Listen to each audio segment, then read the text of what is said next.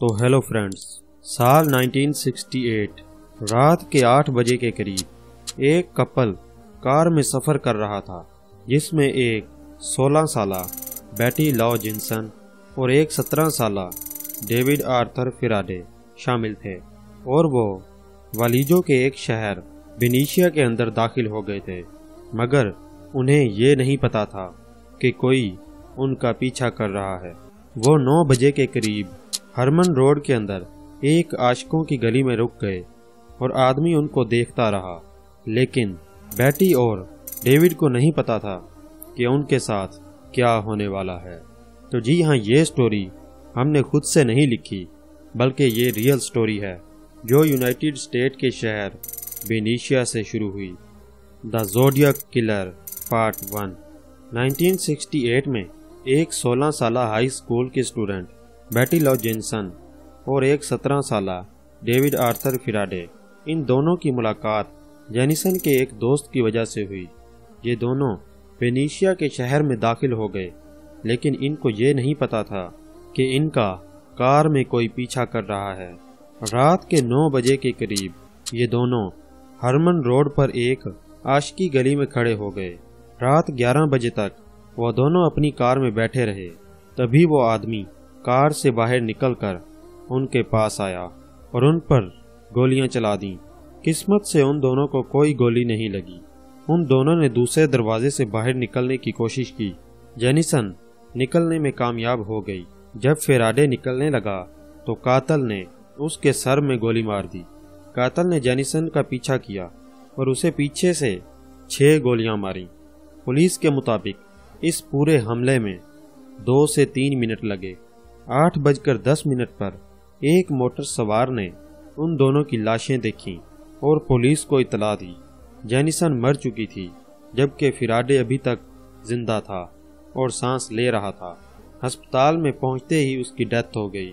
کوئی گواہ نہیں تھا اور نہ ہی کوئی قابل استعمال ٹائر یا قدموں کے نشان۔ کسی کو نہیں پتا تھا کہ یہ کیا ہوا اور کس نے کیا۔ پولیس بھی حیران تھی کہ یہ سب کس طرح سے ہو سکتا ہے۔ اگلے کئی مہینوں تک سخت تحقیقات کے باوجود کوئی سسپیکٹ سامنے نہیں آیا۔ پھر اس کے 1 سال بعد 4 جولائی 1969 کو ایک 22 سالہ ڈارلن فیرین، جو ایک مقامی ریسٹورینٹ میں ملازمت کا کام کرتی تھی، وہاں اس کی ملاقات 19 سالہ مائیکل میگیو سے ہوئی۔ وہ اس حقیقت کے باوجود کہ فیرن شادی شدہ تھی، ایک ڈیٹ پر گئے۔ میگیو کے گھر سے نکلنے کے بعد انہوں نے دیکھا کہ ہلکے رنگ کی کار میں ایک آدمی ان کا پیچھا کر رہا ہے، تو اس نے گاڑی جھیل سے ہرمن روڈ کی طرف نکال لی۔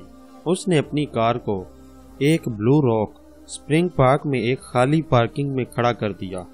یہ ایک اور عاشقی گلی تھی جو ہرمن روڈ جھیل سے 2 میل کے فاصلے پر موجود تھی۔ اس آدمی نے اپنی ہیڈ لائٹس آف کی اور رک گیا۔ میگیو نے پوچھا کہ یہ کون ہے؟ وہ کون تھا ڈارلنگ؟ فیرن نے کہا، فکر نہ کرو، کچھ نہیں ہوتا، اور کپل کے پاس سے گزر کر چلا گیا۔ 5 منٹ بعد وہ اجنبی واپس آیا۔ وہ دونوں گھبرا گئے۔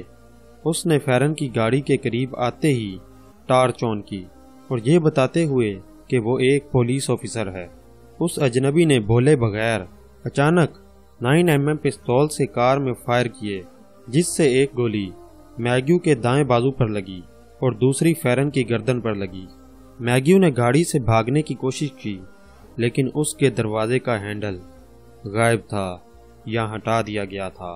قاتل اپنی گاڑی کے پاس گیا اور کچھ ایسا کیا جو میگیو نہیں جانتا تھا۔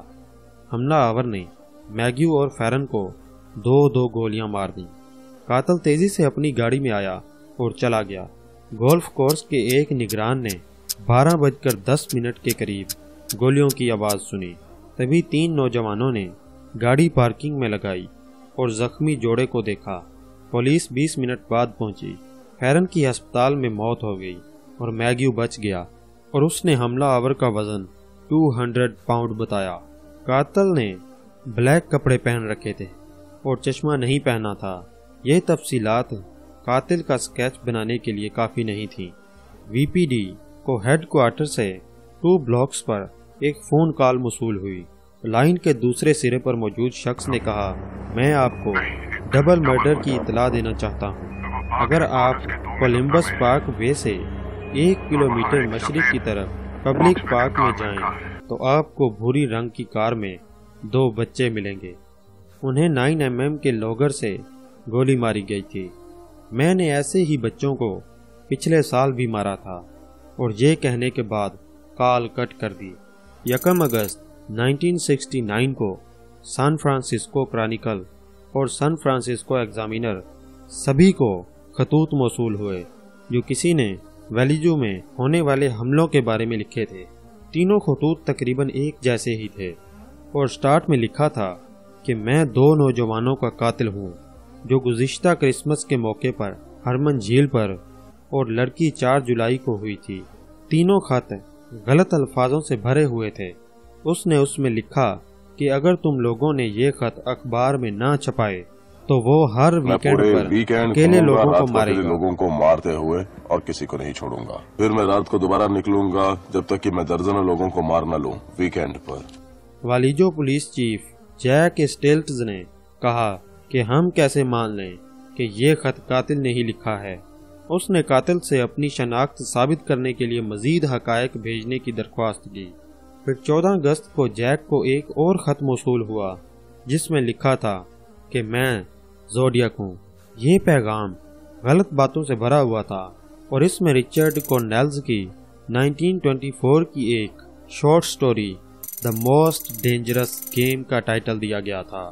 زوڈیاک نے یہ لکھا کہ قتل کرنا اس کے بعد کی زندگی کے لیے غلاموں کو جمع کرنے کا طریقہ ہے۔ مجھے لوگوں کو مارنا پسند ہے کیونکہ انسان جیسی کسی چیز کو مارنا خطرناک اور انمول ہے۔ پولیس نے یہ سوچا کہ یہ آدمی مینٹلی پاگل ہے جو اس طرح سے بے رحمی سے لوگوں کو قتل کر رہا ہے۔ اس کا یہ ماننا تھا کہ لوگوں کو مار کر وہ جنت میں جائے گا۔ تو ابھی کے لیے اتنا ہی۔ یہ تھا زوڈیاک پارٹ 1۔ ملتے ہیں اگلے پارٹ میں۔ Thanks for watching.